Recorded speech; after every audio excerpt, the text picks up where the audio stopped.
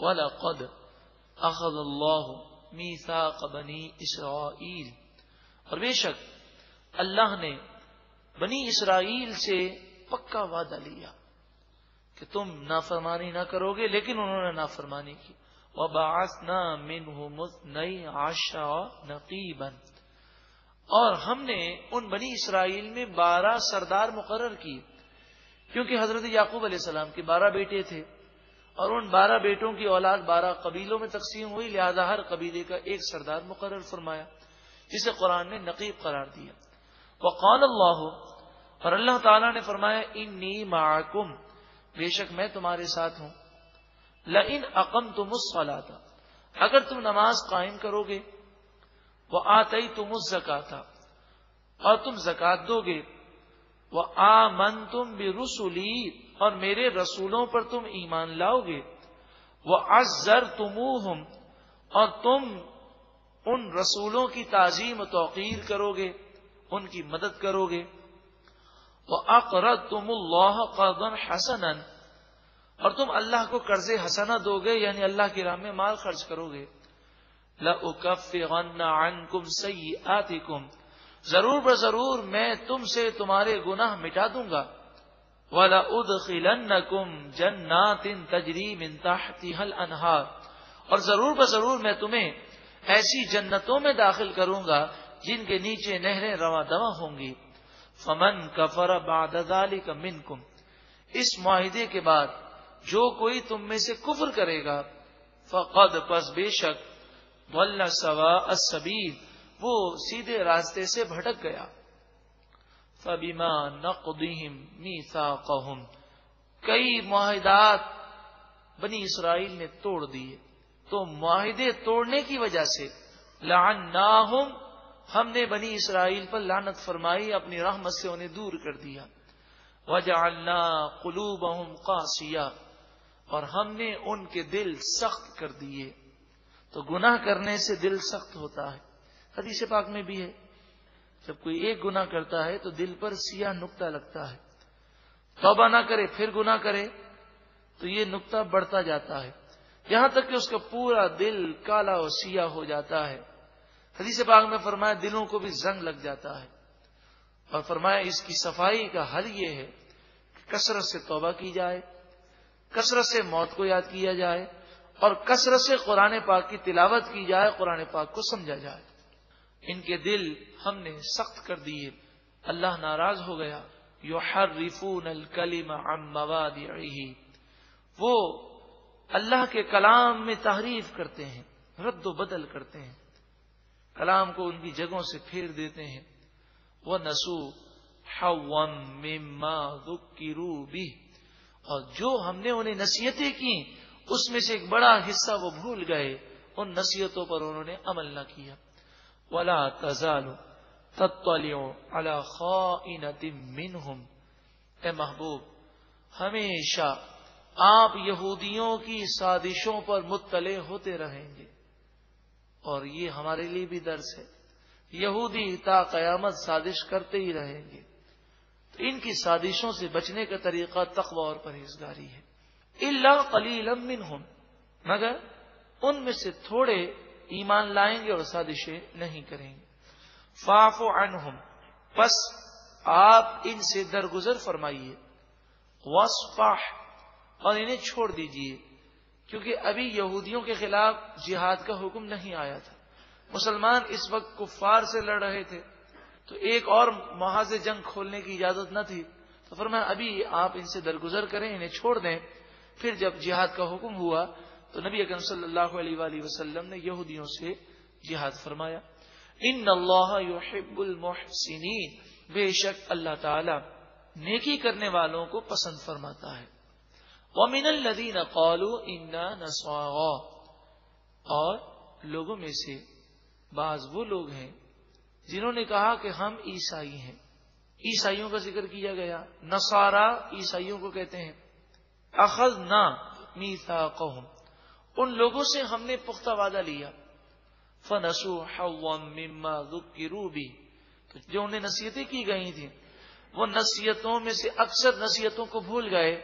یہی حال اب مسلمانوں کا ہے، نہ قرآن پر عمل ہے، نہ حدیث پر عمل ہے، انہیں پتہ ہی نہیں کہ اللہ اور اس کے رسول نے کیا فرمایا۔ اگر معلوم ہے تو وہ عمل نہیں کرتے، اور عمل نہ کرنا گویا کہ بھول جانا ہے۔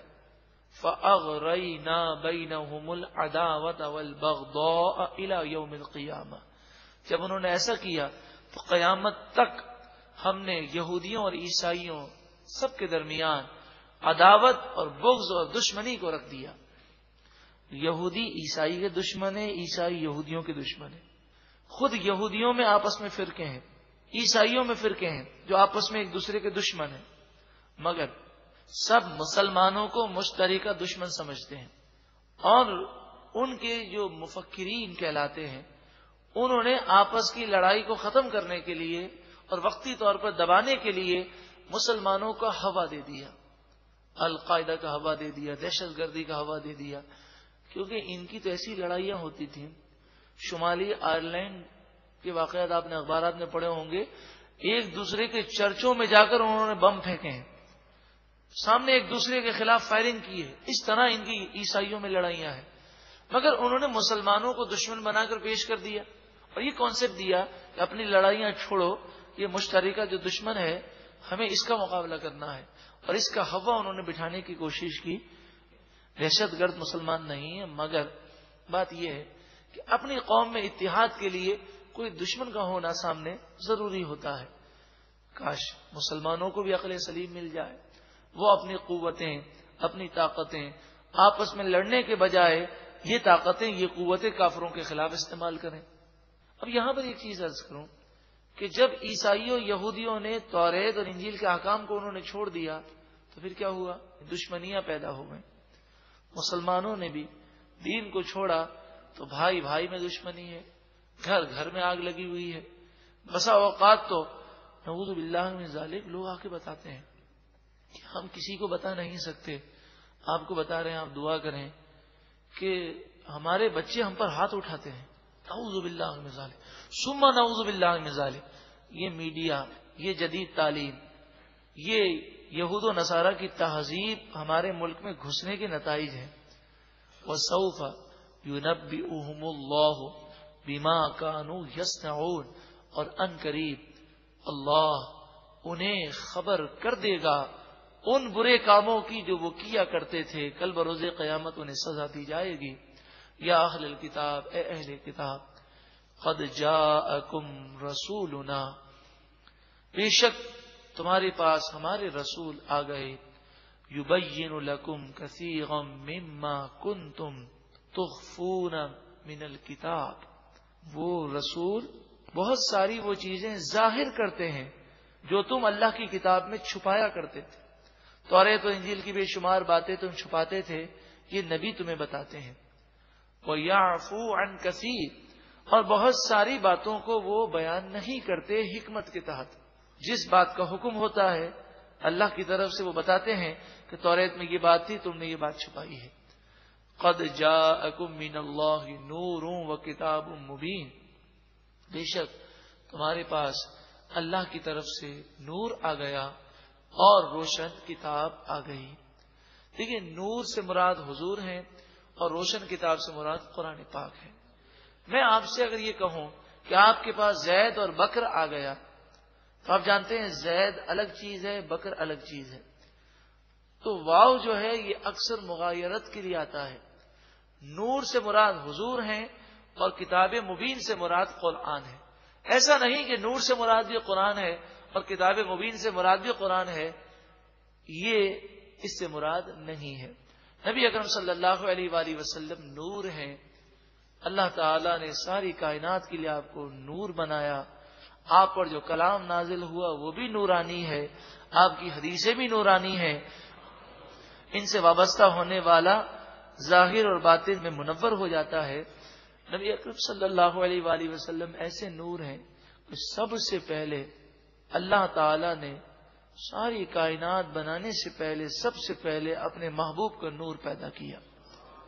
حدیث صحیح میں موجود ہے، اپنے محبوب کا نور پیدا کیا اور اسی نور سے پوری کائنات بنائی، اور یہ نور پھر حضرت آدم علیہ السلام میں رکھا، اور فرشتے اس نور کی دیدار کے لیے آتے اور پھر یہ نور منتقل ہوتا رہا، اور پھر 12 ربیع الاول کو نبی اکرم صلی اللہ علیہ وآلہ وسلم کی ولادت جب ہوئی تو حضرت بی بی آمنہ فرماتی ہیں کہ ایسا نورانی منظر تھا، حجاز میں رہتے ہوئے میں نے کیسر و کسرا کے محلات کو دیکھ لیا اور مشرق و مغرب میرے لیے روشن ہو گیا۔ اللہ تعالیٰ اس نورانی رسول کے صدقے میں ہمارے ظاہر اور باطن کی گندگیوں کو دور فرمائے اور ہمیں منور فرما دے۔ یہدی بہ اللہ، اللہ تعالیٰ اس کے ذریعے ہدایت عطا فرماتا ہے، من اتبع رضوانہ، اسے جو اللہ کی رضامندی پر چلے، جو اللہ کی رضامندی حاصل کرنے کی کوشش کرے، اور کہاں چلے؟ سبل السلام، سلامتی کے راستوں پر چلے، انہیں اللہ ہدایت دیتا ہے۔ وَيُخْرِجُهُم مِّنَ الظُّلُمَاتِ إِلَى النُّورِ بِإِذْنِهِ، اور اللہ ان مسلمانوں کو، ان ہدایت کے طلبگاروں کو اپنے اذن سے اندھیروں سے نکال کر نور کی طرف لے جاتا ہے۔ وَيَهْدِيهِمْ إِلَى صِرَاطٍ مُسْتَقِيمٍ، اور انہیں سیدھے راستے کی ہدایت دیتا ہے۔ اے پروردگار ہمیں بھی ایسا ہی بنا دے۔ لَقَدْ كَفَرَ الَّذِينَ قَالُوا، بے شک کفر کیا ان لوگوں نے جنہوں نے کہا ان اللہ هو المسیح ابن مریم، ان کافروں نے، ان عیسائیوں نے یہ کہا بے شک اللہ عیسیٰ ابن مریم ہیں، نعوذ باللہ من ذالک۔ عیسائیوں میں کئی فرقے ہیں، تو ایک فرقے نے یہ کہا کہ عیسیٰ علیہ السلام نعوذ باللہ من ذالک اللہ ہی ہیں جو اتر آئے ہیں ہم میں، اور پھر وہ دوبارہ واپس چلے گئے، نعوذ باللہ من ذالک۔ تو یہ میں عرض کروں کہ تمام عیسائی اس بات پر متفق نہیں ہے کہ حضرت عیسیٰ علیہ السلام شہید ہو گئے، ان میں بھی اختلافات ہیں۔ قل، اے محبوب آپ فرمائیے، فَمَن يَمْلِكُ مِنَ اللَّهِ شَيْئًا إِنْ أَرَادَ أَن يُهْلِكَ الْمَسِيحَ ابْنَ مَرْيَمَ وَأُمَّهُ وَمَن فِي الْأَرْضِ جَمِيعًا۔ اے محبوب آپ فرمائیے کہ تم حضرت عیسیٰ علیہ السلام کو خدا سمجھتے ہو، اللہ سمجھتے ہو، تو ذرا یہ بتاؤ کہ اگر اللہ تعالیٰ عیسیٰ علیہ السلام اور ان کی ماں اور بلکہ تمام انسانوں کو، تمام کائنات میں جو مخلوق ہے سب کو وفات دینا چاہے تو کیا کوئی اللہ کو روک سکتا ہے؟ کوئی نہیں روک سکتا۔ تو اللہ وہ ایک ہی ہے اور وہی معبود حقیقی ہے، اس کے علاوہ کوئی معبود نہیں۔ وَلِلَّهِ مُلْكُ السَّمَاوَاتِ وَالْأَرْضِ وَمَا بَيْنَهُمَا، اللہ ہی کے لیے آسمان و زمین کی بادشاہت ہے، اور اللہ ہی کے لیے جو آسمان و زمین کے درمیان ہے۔ يَخْلُقُ مَا يَشَاءُ، وہ جو چاہتا ہے پیدا فرماتا ہے۔ وَاللَّهُ عَلَى كُلِّ شَيْءٍ قَدِيرٌ، اور اللہ ہر چاہت پر قادر ہے۔ وَقَالَتِ الْيَهُودُ وَالنَّصَارَى نَحْنُ أَبْنَاءُ اللَّهِ وَأَحِبَّاؤُهُ، یہودی اور عیسائی بولے کہ ہم اللہ کے بیٹے ہیں اور اللہ کے محبوب بندے ہیں۔ یہاں بیٹے سے مراد یہ نہیں کہ عیسائی یہودی اپنے آپ کو خدا کا بیٹا سمجھتے تھے، یا بیٹے سے مراد یہ ہے کہ جس طرح باپ اپنے بیٹے سے محبت کرتا ہے اللہ بھی ہم سے محبت کرتا ہے۔ بیٹا کتنا بھی سرکش ہو لیکن باپ ہی کا بیٹا کہلاتا ہے، وہ بیٹا ہونے سے خارج نہیں ہوتا۔ اسی طرح ہم کچھ بھی کریں ہم جنتی ہیں، یہ وہ کہنا چاہتے تھے۔ قرآن مجید فرقان حمید نے اس کا جواب دیا، قل، اے محبوب آپ فرمائیے، فَلِمَا يُعَذِّبُكُمْ بِذُنُوبِكُمْ، پھر وہ تمہیں تمہارے گناہوں کی وجہ سے سزا کیوں دیتا ہے؟ دنیا کے اندر مشکلات آتی ہیں، پریشانیاں آتی ہیں، یہ پریشانیاں یا مشکلات گناہوں کی وجہ سے آتی ہیں، تو کیوں آتی ہیں؟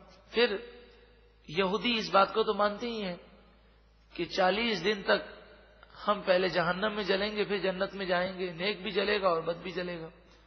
تو اگر تم اللہ کے بیٹے سمجھتے ہو اپنے آپ کو تو اللہ تعالیٰ تمہیں جہنم میں کیوں ڈالے گا؟ بل انتم بشر ممن خلق، تم عام بشر ہی ہو ان لوگوں میں سے جنہیں اللہ نے پیدا فرمایا۔ یغفر لمن یشاء، اللہ جسے چاہے بخش دے، ویعذب من یشاء، جسے چاہے عذاب دے۔ اور یہ اللہ نے وعدہ فرما لیا کہ جس کا خاتمہ کفر پر ہوا، شرک پر ہوا، اس کی بخشش نہیں ہوگی، اور جس کا خاتمہ ایمان پر ہوا وہ چاہے کتنا بھی گناہگار ہو، وہ اگر جہنم میں گیا بھی تو جہنم کی سزا پا کر وہ جنت میں ضرور جائے گا۔ ہاں، گناہگار مومن ہے، جہنم کا مستحق بھی ہے، لیکن ایمان پر خاتمہ ہوا، اللہ تعالی چاہے تو بلا حساب و کتاب اسے جنت عطا فرما دے۔ یہ اس کی رحمت کی باتیں ہیں۔ وَلِلَّهِ مُلْكُ السَّمَاوَاتِ وَالْأَرْضِ وَمَا بَيْنَهُمَا، اور اللہ ہی کے لیے آسمان و زمین کی بادشاہت ہے، اور جو کچھ آسمانوں کے درمیان ہے، زمین کے درمیان ہے، اس کا بھی بادشاہ مالک حقیقی صرف اور صرف اللہ ہے۔ وَإِلَيْهِ الْمَصِيرُ، اور اللہ ہی کی طرف پلٹنا ہے۔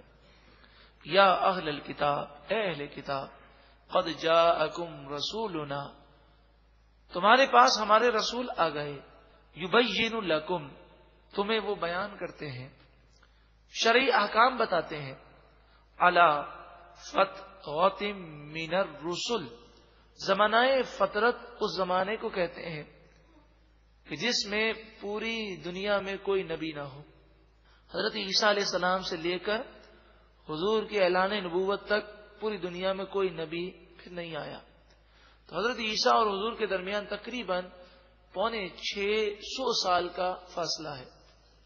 تو 650 سال یا 550 سال کا جو فاصلہ ہے، اس فاصلے میں کسی اور نبی کا ظہور نہیں ہوا، اسے زمانہ فطرت کہتے ہیں۔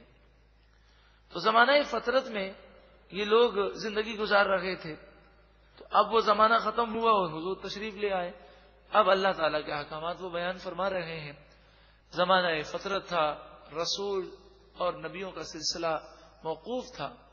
ان تقولوا، اس لیے ہمارے رسول آ گئے کہ تم قیامت کے دن یہ نہ کہہ سکو ما جاءنا من بشیر ولا نذیر، ہمارے پاس تو کوئی ڈر سنانے والا، خوشخبری سنانے والا اور ڈر سنانے والا آیا ہی نہیں، کوئی آتا تو ہم ایمان لے آتے۔ فقد جاءکم بشیر و نذیر، پر بے شک تمہارے پاس خوشخبری سنانے والے بھی آ گئے اور ڈر سنانے والے بھی محبوب آ گئے صلی اللہ علیہ وسلم، کہ نیک لوگوں کو جنت کی خوشخبری سناتے ہیں اور گناہ گاروں کو جہنم سے ڈراتے ہیں۔ واللہ، اور اللہ تعالی علی کل شیء قدیر، ہر چاہت پر قادر ہے۔ رب العالمین کی بارگاہ میں دعا ہے کہ اللہ تعالی ہمیں دونوں جہاں کی بھلائیاں عطا فرمائے۔ بس ایک ہمارا مشن بن جائے، ایک عزم ہو جائے، ہمارا اوڑھنا بچھونا سونا جاگنا بس ایک ہی فکر میں ہو کہ دشمنان اسلام آج اسلام کو مٹانے کے لیے کھڑے ہو گئے ہیں۔ اپنی تیجوریوں کے منہ انہوں نے اسلام کے خلاف کھول دیے ہیں۔ کیا ہم غفلت کی نیند سوتے رہیں گے؟ ضرورت اس بات کی ہے کہ ہم جان سے، مال سے، وقت سے اسلام کی خدمت کریں، اور بہترین خدمت کا ایک آسان طریقہ یہ بھی ہے کہ خود بھی قرآن پاک کے نور سے منور ہوں، دوسروں کو بھی منور کریں۔ جب اس قرآن پاک کو مسلمانوں نے سمجھ لیا تو انشاءاللہ کسی کافر کی سازش میں نہیں آئیں گے۔ کافر چاہتا ہے بے حیا کر دے، فحاشی اور یعنی عام کر دے، بے پردگی عام ہو جائے، ہماری نسلیں اسلامی اقدار سے دور ہو جائیں، بڑوں کی تمیز اور تعظیم باقی نہ رہے، چھوٹوں پر شفقت باقی نہ رہے، مسلمانوں میں محبتیں ختم ہو جائیں، مسلمان دنیا کے بھی نہ رہیں، دین کے بھی نہ رہیں، مسلمان تباہ ہو جائیں، وہ یہ چاہتے ہیں۔ لیکن جب ہم قرآن پاک کے نور سے خود بھی منور ہوں گے، دوسروں کو بھی منور کریں گے، تو یہ قرآن پاک تو وہ پیاری کتاب ہے۔ جب بھی مسلمانوں نے قرآن پاک کو تھاما اور اس پر عمل پیرا ہوئے، ان کا زوال عروج میں تبدیل ہو گیا اور ان کی شکست فتح میں تبدیل ہو گئی۔ اللہ تعالی ہمیں خدمت قرآن پاک کرنے کی توفیق عطا فرمائے اور خدمت قرآن پاک میں ہمیں خوب قرآن پاک کی دعوت عام کرنے کا جذبہ عطا فرمائے۔